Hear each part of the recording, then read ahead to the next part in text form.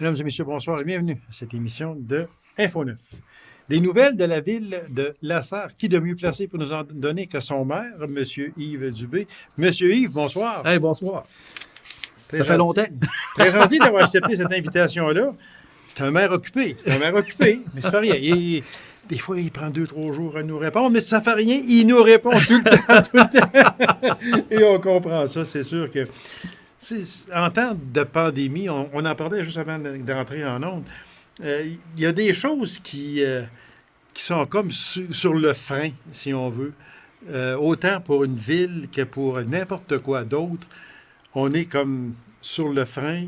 Les visages sont pas aussi souriants. Puis ça devient compliqué un peu. Disons que on voudrait aller plus vite dans bien des choses, mais on se fait, comme on dit, breaker, excusez l'expression anglaise, mais on se fait breaker par la fameuse Madame COVID là, qui est encore là. Ça vient lourd. Puis, bien souvent, les directives de la santé publique, quand ils font des annonces, on l'apprend en même temps que tout le monde. Voilà. Puis là, il faut se virer de bord sur un dixaine pour être capable de mettre les consignes sanitaires, de fermer ou de réouvrir certaines choses, des services. Ça devient compliqué, puis c'est lourd pour l'ensemble de la machine municipale. Le moral des gens, toujours la crainte aussi de contacter le COVID. Même si on n'a pas, en Abitibi-Témiscamingue, on n'a pas énormément de cas, mais la crainte reste quand même là. Oui. Tout le temps. Quand on va à l'épicerie, même si à 99 on est toujours bien protégé, on est bien accueilli pareil, on demande de respecter les règles de santé, les règles de confinement. On les respecte bien en général, mais il reste toujours un doute. Oui. Puis c'est ce petit doute-là qui fait que, je vais aller là, mais non, si j'irai pas. C'est ça. On est moins libre. On est moins libre, puis ça paraît aussi sur l'humeur des gens. On est tanné, les gens ont besoin de socialiser. Oui. Là, avec le confinement, avec le couvre-feu, avec une bulle familiale. Oui. J'ai hâte de voir, là, c'est la fin de la journée, M. Legault va annoncer des nouvelles consignes. Puis moi, j'espère qu'on va être traité par zone pour dire que en Abitibi-Témiscamingue, on est en zone orange, on s'est privé, on a respecté des consignes, mais voici vos privilèges. Pour envoyer un message à la population d'adhérer aux consignes. C'est ça, exactement. Puis je sais que c'était pas dans notre discussion, mais ça fait rien, on en parle, puis c'est quand même bien. Au moment où on enregistre l'émission le 2 février en après-midi, M. Legault doit parler à 17h ce soir. Au moment où l'émission va être en ondes, c'est le 9 février. Fait qu'on aura les nouvelles consignes à ce moment-là. Mais selon ce qui est sorti des brides à gauche et à droite, l'Abitibi-Témiscamingue reviendrait dans la zone orange, donc comme on était avant les fêtes. On parlerait aussi du couvre-feu qui serait à 21h30 au lieu de 20h. Fait qu'à 20h, tout le monde est pressé un peu pour être chez eux pour 7h30. Non, c'est difficile. On n'est pas habitué de vivre comme ça. Non. C'est ça. Surtout en Abitibi-Témiscamingue, on a des grands espaces. Oui, voilà, exactement. On a plusieurs activités qu'on peut faire quand même. Oui. Puis respecter la distanciation, mais c'est lourd pour l'ensemble de la population. On va parler justement de pandémie, parce que c'est le sujet de l'heure apparemment. Mais M. Dubé, si je vous demandais, moi, les gestes posés par la ville de Lassar en temps de pandémie, vous avez dû vous ajuster, comme n'importe quelle municipalité a dû le faire. Lassar s'est ajusté, mais qu'est-ce que ça a donné de différence, pandémie et non-pandémie? Tout au niveau de l'administration municipale, il a fallu faire du délestage, mettre des personnes en télétravail, équiper ces gens-là pour faire du télétravail parce qu'on ne pouvait plus recevoir des personnes à l'hôtel de ville. Où c'était difficile aussi, c'est toute l'organisation des travaux publics. On ne peut pas faire du télétravail quand on fait des travaux publics. C'est que faire des horaires variables pour pas que les mêmes équipes se croisent entre corps de travail, les pauses, l'heure du dîner. Il a fallu mettre un paquet de choses en place, puis tout ce qui est méthode de travail, les EPI, les équipements de protection individuelle, habituer les gens à les porter, puis à respecter ces consignes-là quand tu travailles en équipe. C'est quand même beaucoup. Puis, c'est justement, si on a à faire une réparation, on va dire d'aqueduc ou quelque chose du genre, Le trou, il est là, mais normalement, tu ne devrais pas y aller à deux ou trois en même temps. Des fois, tu as besoin d'aide. Non, c'est complètement, là, c'est un monde à part. Oui, puis il y avait une crainte aussi qu'on n'a pas de liste de rappel sur notre liste de travaux publics des employés.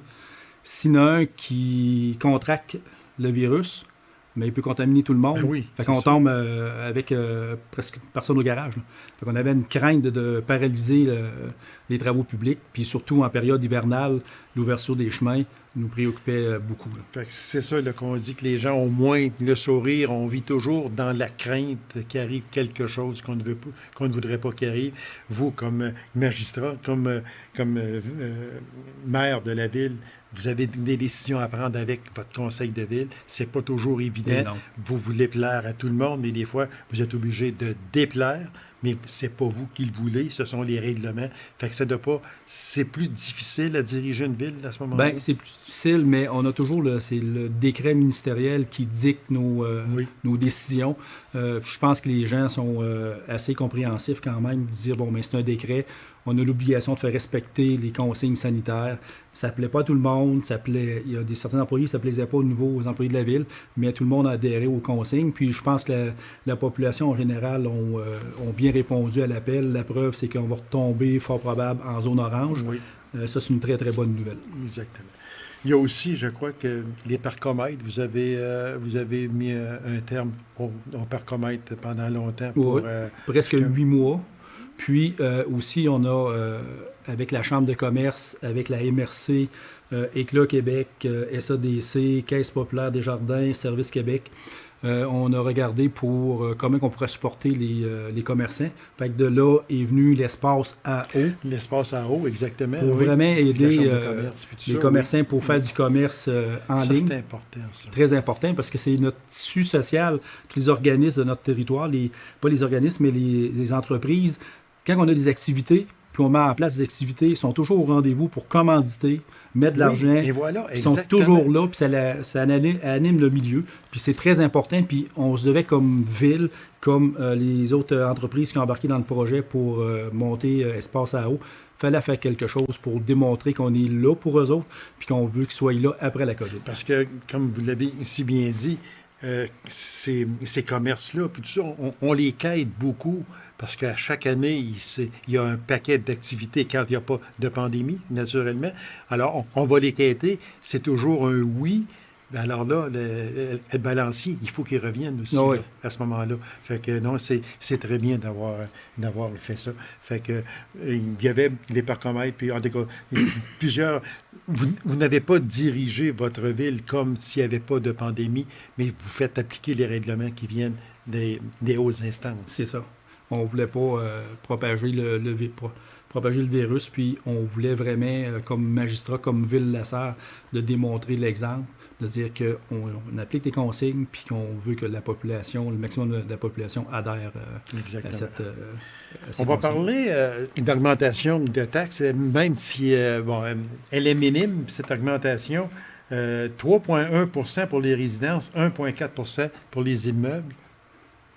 On a une moyenne. Cette année, il y a des villes qui ont pris la décision pour leur budget 21 de ne pas augmenter les taxes. Comme maire puis comme conseil de ville, on a pris la décision, c'est qu'il va y avoir un après-COVID. Puis l'après-COVID va être bien encore plus difficile que la COVID là, pour remonter la cause. Ça ne sera pas facile. Ça ne sera pas facile. Puis, on a des élections en novembre prochain. On ne voulait pas laisser le prochain conseil avec une augmentation de taxes dans le prochain budget. Fait qu'on est très conservateur. On a 1,6 % d'augmentation en moyenne. Mm-hmm. Puis, le taux d'inflation, c'est 1,5 %. On voulait être très conservateur. Puis, le gros défi qu'on va avoir dans les prochaines années au niveau de la ville, c'est que ça fait presque 20 ans que je suis à Ville-la-Sarre comme élu et comme maire dans mon premier mandat. Puis, on a toujours pris un montant de surplus accumulé pour affecter à notre budget. C'est que cette année, pour le budget 2021, on a pris 488 000 $ pour équilibrer notre budget. Okay. Fait que les gros défis qu'on se donne dans les années futures, c'est que arrêter de prendre notre surplus pour équilibrer le budget, mais d'être encore le plus réaliste dans nos planifications budgétaires. pour avoir le vrai portrait. Pour avoir le vrai portrait, et non pas aller piger, puis tiens, on va mettre ça ici pour équilibrer, mais on va le faire d'une autre manière, C'est ça. plus conservatrice. C'est ça. Puis, parce que quand on fait notre bilan financier, c'est qu'on arrive avec un surplus de 800 000, mais on affectait un 500 000 l'année d'avant. Fait que c'est comme un faux surplus. On veut vraiment travailler encore plus de façon réaliste pour éviter d'aller piger notre surplus d'année après année. Dans les dépenses, on parle de 14 millions, c'est un 1,52 % de plus, ce qui serait dû à quoi? C'est normal, tout simplement? Bien, c'est toute l'augmentation des conventions collectives, C'est des ça, masses ouais. salariales. On a l'augmentation de la quote-part de la MRC, de la Sûreté du Québec. Tous les matériaux augmentent tout. Fait qu'on voulait être quand même raisonnable dans notre pourcentage d'augmentation. Mais qu'est-ce qui est important à savoir, par exemple, c'est que il y a 3 ans, c'est doté d'une gestion, d'une politique de la dette. Ah, C'est qu'on a fait l'analyse avec différentes villes similaires à la nôtre à la Sarre, avec une économie similaire, population similaire. Puis, au niveau du le maximum de ratio pour la dette, c'est que pour être dans le trouble, il ne faut pas monter plus que 16 %. C'est-à-dire que la journée qu'on va monter plus haut que 16 %, c'est qu'on va augmenter les taxes pour payer notre dette. Puis, on ne veut pas aller là. Fait que présentement, pour l'année 21, on est à 9,4 %. On est loin du 16. Loin du 16, oui. Et 22 à 9,7 %. Fait qu'on veut gérer vraiment de façon responsable. On veut aussi respecter la capacité de payer des citoyens, parce qu'on est à la Sarre. Le dernier décret de la ville de la Sarre, c'est 7 247 habitants. On a diminué par rapport au dernier décret. Fait qu'il faut être imaginatif pour maintenir les services. Puis, on est 7 200 de population, puis on a des services comme si on serait 12 000. Fait qu'il faut vraiment être créatif dans nos façons de faire. Puis pas étouffer tout le monde non plus. Là. C'est ça. Parce que, tu sais, il ne faut pas s'en cacher. Là. La pandémie affecte beaucoup de personnes. Il y en a qui ont perdu leur emploi. C'est beau recevoir de la PCU, etc. Mais il faut revenir à la normale. Justement. Une bonne journée, ça ne durera pas ad vitam aeternam, comme on dit. Fait qu'il faut faire attention aussi de ne pas étouffer tout le monde. C'est ça. Puis, on a décalé aussi des comptes de taxes. Oui, également, c'est vrai. Pour donner de l'air. Un petit peu de souffle. Oui. Ce sont des beaux gestes. Monsieur Dubé, un dossier qu'on va prendre immédiatement qui est très important, non pas que les autres ne le sont pas, mais dossier de l'aéroport. Et vous me voyez venir, les gens sont inquiets. Les gens, parce que l'aéroport, pour les gens qui ne le savent pas peut-être encore, c'est que l'aéroport appartient à la ville de la Sarre et non pas au gouvernement fédéral. Ça, c'est très important. On commence à penser sérieusement qu'il pourrait fermer parce que, et là, fermer dans le sens que les gros transporteurs comme Air Médic, Jet Ambulance ne pourraient plus peut-être desservir l'Abitibi-Ouest. Il serait obligé de le faire par Amos ou par Rouyn-Noranda. Les gens de l'Abitibi-Ouest sont inquiets. C'est quoi les prochains développements sur ça? Et la mise en norme, aux normes, c'est quoi exactement? Okay. Présentement, c'est qu'on est dans les limites de délai là, pour accueillir à accord EVAC et Valentine. On sait que la population est de plus en plus vieillissante. Oui. C'est une préoccupation constante, surtout dans le temps de COVID aussi. Puis malheureusement, je ne veux pas être pessimiste, mais ce n'est pas la dernière pandémie qu'on va vivre dans les prochaines années. Là. Vous avez bien raison. Au contraire. Oui. On a mandaté une ressource pour faire une mise à jour de qu'est-ce qu'il faudra faire des travaux pour nos infrastructures au niveau des feux de piste, des réservoirs de carburant, des aérogares, des hangars, garages, stationnements, les approches, départ et approche pour vraiment être en mesure de maintenir ce service-là. Là, présentement, on est en train d'évaluer les coûts parce que nos réservoirs carburant d'essence, il faut les changer. Ils datent de longtemps, de très, très longtemps. Okay. Puis, il faut les changer. Il faut voir si le sol n'est pas contaminé. Fait qu'il y a plusieurs milliers de dollars, centaines de milliers de dollars à mettre en infrastructure pour le maintien de ce service essentiel de proximité pour l'Abitibi-Ouest. Puis, on va le voir au fur et à mesure là, dans les prochaines semaines parce qu'il y a des programmes qu'on peut déposer pour avoir des subventions. Ouais, mais on veut monter un dossier là, étoffé puis de voir éventuellement là, que ce dossier-là pourrait être apporté à la MRC. Parce que quand on parle de refaire la piste, c'est quasiment ça. Les réservoirs d'essence sont peut-être, mais peut-être, ils sont à changer, Ouais. mais on ne sait jamais qu'est-ce qu'on va trouver en dessous de ça. Là, on parle de plusieurs centaines de milliers de dollars. En gros, est-ce que vous avez un estimé, si on parle là, approximativement, ce que ça pourrait coûter pour rendre cette piste-là accessible? Présentement, on est en démarche de prix. On a déposé les recommandations il y a à peu près 2 semaines. Puis là, on est en train de chiffrer chaque intervention. Il y avait des lumières de piste qui étaient à changer, mais on a réussi à les réparer, puis ils sont encore up-to-date. Mais il y a un paquet de petits éléments là, qu'il faut mettre en place pour monter le dossier adéquat, puis de dire, bon, ben, pour maintenir le service évac ou pour maintenir l'infrastructure de façon sécuritaire, ça va coûter tant. Au moment où l'on se parle, dans l'optique de la ville de La Sarre, ce serait quasiment inimaginable que cette piste-là ne soit plus capable d'accueillir des avions ambulances, puis du hermétique et tout ce que ça peut comporter. Et non, on s'est positionné dans le passé pour la natalité à La Sarre. Oui. L'Abitibi-Ouest s'est positionné, puis c'est la même chose que on ne peut pas parler d'un service de proximité. Là, l'aéroport n'est pas ouvert à l'année, mais c'est presque 7 mois par année. Oui, c'est 7-8 mois, oui, exactement. C'est un service qui est essentiel, puis un service de proximité que la ville de La Sarre doit se conserver, que l'Abitibi-Ouest doit conserver là, comme un service essentiel. Parce que mieux vaut l'avoir 8 mois par année, parce qu'on sait que l'hiver, la piste n'est pas praticable. Mais mieux vaut l'avoir 8 mois que fermer 12 mois. Oui, c'est ça. C'est ce qui est envisagé. Puis c'est sûr qu'il n'est pas exclu. J'ai donné 1 ou 2 entrevues pour l'aéroport.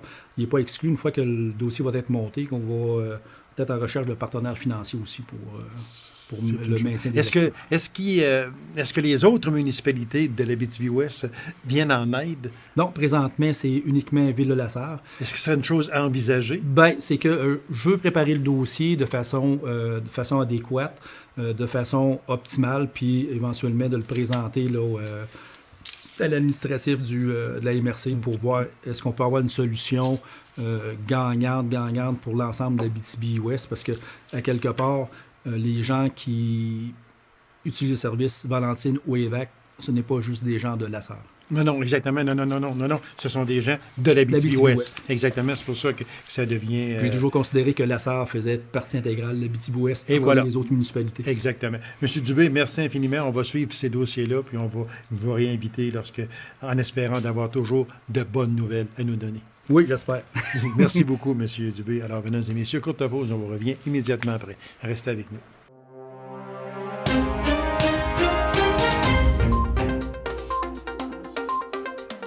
Encore une fois, même en temps de pandémie, les Abitibiens témiscabiens ont été vraiment des plus généreux. Il ne faut pas non plus oublier le nord du Québec, très important. 637 560 $ ont été amassés lors du dernier Téléthon tenu le 31 janvier dernier. Alors, pour nous en parler, je reçois le directeur général de la ressource pour personnes handicapées de l'Abitibi-Témiscamingue et nord du Québec, M. Rémi Mailloux. Monsieur Rémi, bonsoir. Bonsoir. Comme je vous le disais avant d'entrer en onde, je me sens fautif parce que je sais que Rémi, il est brûlé. Ça, je le sais, il est brûlé. Puis moi, 2 jours après le Téléthon, je l'appelle pour faire une entrevue. Puis là, je me disais, ça n'a pas de bon sens. J'aurais pas dû l'appeler. Il est fatigué. Donne-y une couple de semaines. Non, Gabi, je vais être là. Rémi, merci énormément. C'est vraiment, et je le dis, c'est vraiment un honneur que de vous recevoir. Ah ben, c'est beau, un honneur d'être ici. Bon, merci infiniment. 637 560, objectif 450 000. Je pense, peut-être que je me trompe, mais je ne pense pas me tromper. Je suis à peu près certain qu'il y a à peu près personne, autant à la ressource que dans la population, qui aurait pensé que vous obtiendrez près de 200 000 $ de plus que l'objectif qui était de 450 000. Ça vous a surpris? Effectivement, parce que, écoute, c'était inespéré. Moi, je savais que dans un contexte actuel, avec une trentaine d'activités de moins, Ça allait pas être facile. Le défi aussi qu'on s'était donné, parce qu'il y en a qui voient des obstacles, nous autres, on voit des défis. Euh, le défi qu'on s'était donné, c'est de faire une émission de télévision avec les, les, les affaires sécuritaires, Toutes avec les les restrictions, mesures, c'est c'est ça. ça.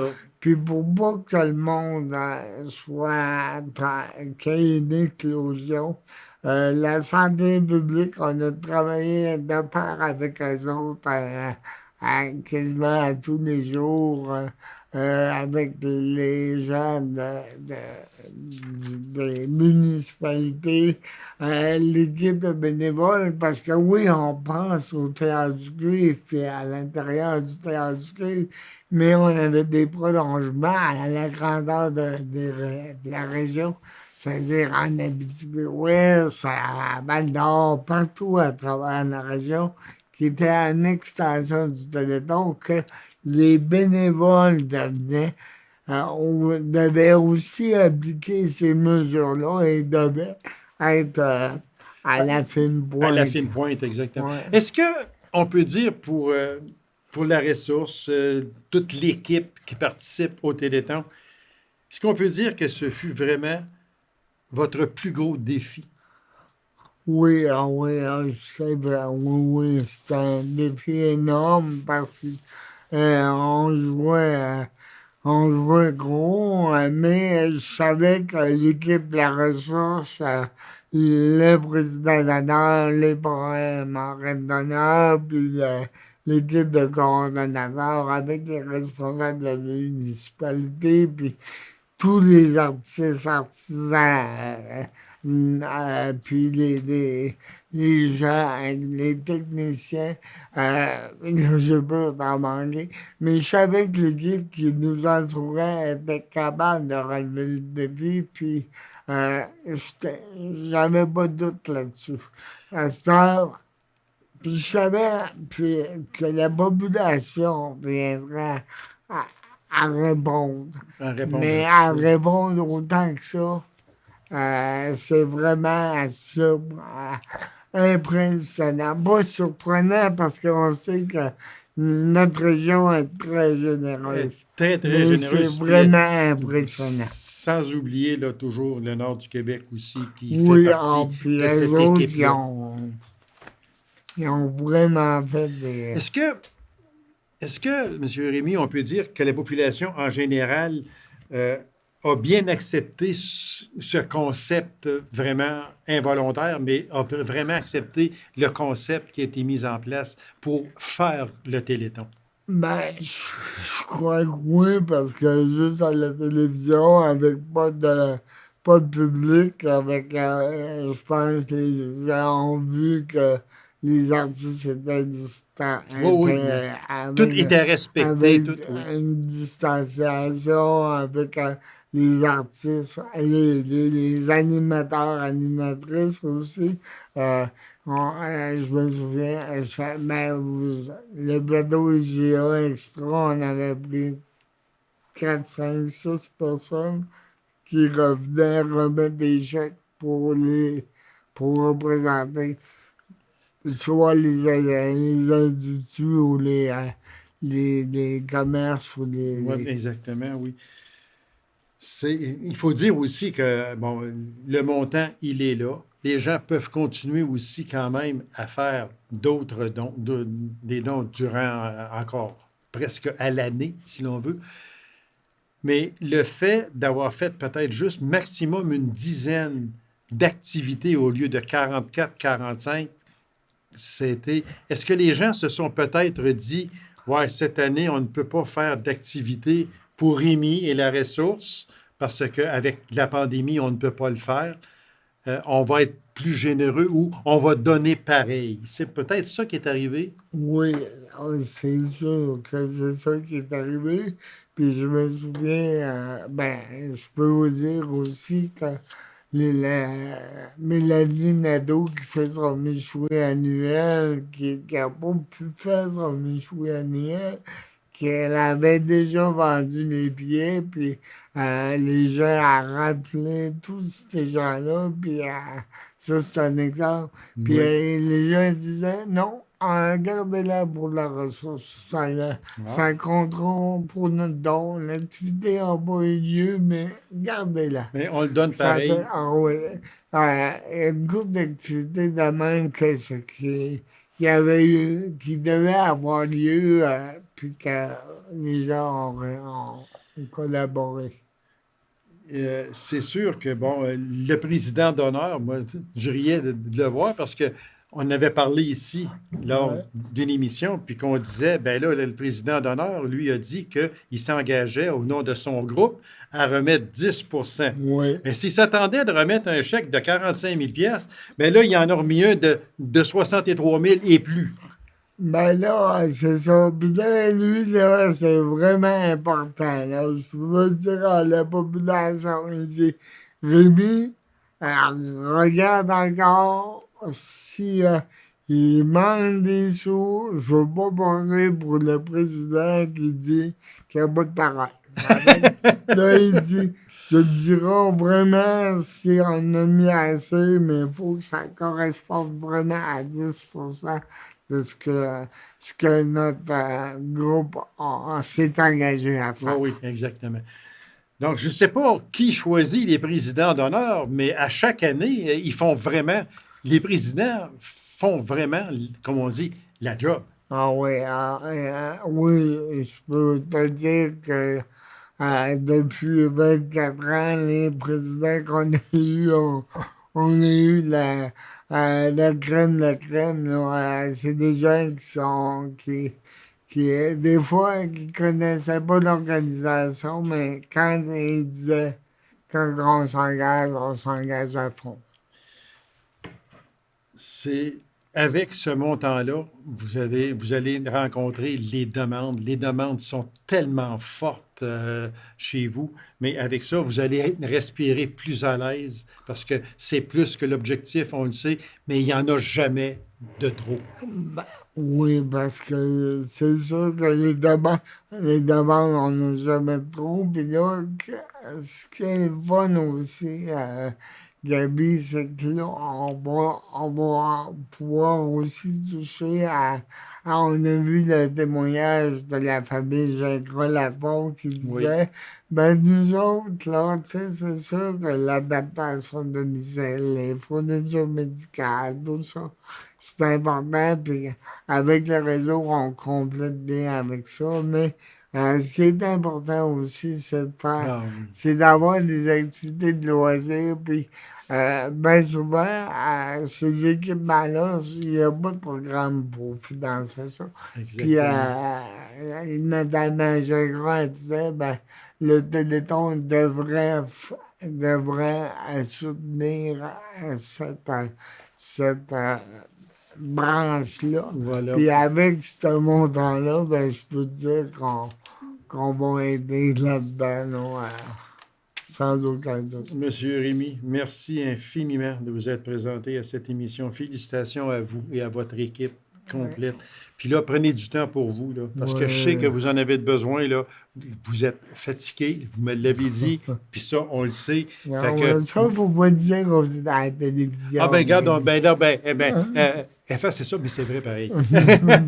Mais faites attention à votre santé. On a Ouais. besoin de vous. Puis félicitations à toute l'équipe et à vous également. Ouais. C'est un plaisir de vous recevoir, M. Rémy. Merci beaucoup. Alors, j'aimerais aussi là, me faire le porte-parole et remercier tous ceux qui ont participé de près ou de loin à ce téléthon, à l'animation avec Isabelle et puis sur les plateaux et également dans les municipalités partout.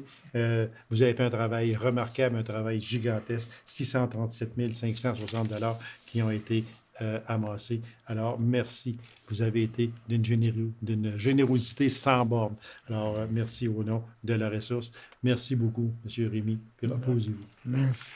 C'est moi qui vous remercie. Alors, mesdames et messieurs, merci d'avoir été là. On se donne rendez-vous à une prochaine émission de Info News. Au revoir.